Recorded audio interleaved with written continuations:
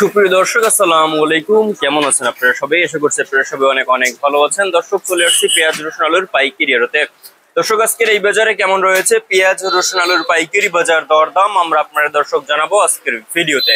দর্শক, দেখতে পাচ্ছেন আমরা বড় একটা আড়তে রয়েছে। এখানে এখানে হালি পেঁয়াজ রয়েছে, আপনারা দেখতে পাচ্ছেন খুবই ভালো হালি পেঁয়াজ। এই পেঁয়াজ আজকে বিক্রি হচ্ছে কত করে, তারপরে দেশি রসুনের পাইকারি বাজার দরদাম কত রয়েছে আপনাদের আমরা দর্শক জানাবো। তারপরে আলুর কিন্তু আমদানি কম, আলু আজকে বিক্রি হচ্ছে কত করে, আলুর পাইকারি বাজার দরদাম কত রয়েছে আপনাদের আমরা দর্শক জানিয়ে দিচ্ছি। আপনারা আমাদের অবশ্যই সাথেই থাকবেন দর্শক। দর্শক, আপনাদের আমরা আজকে পেঁয়াজের দাম জানাবো। দর্শক, পেঁয়াজের দাম কিন্তু অসম্ভব বেড়েছে। দর্শক, পেঁয়াজ আজকে বিক্রি হচ্ছে কত করে, পেঁয়াজের দাম দর কত রয়েছে আপনাদের আমরা দর্শক জানিয়ে দিচ্ছি।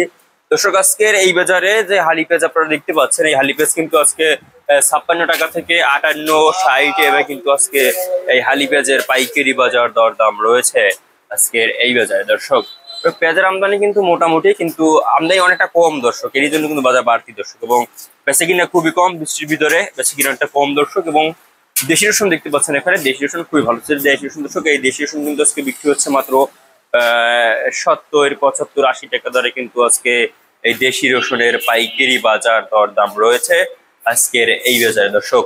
এরপরে আপনাদের আমরা জানাবো দর্শক, আজকে আলু বিক্রি হচ্ছে কত করে। দেখতে পাচ্ছেন আলু রয়েছে এখানে খুবই ভালো সাইজের আলু।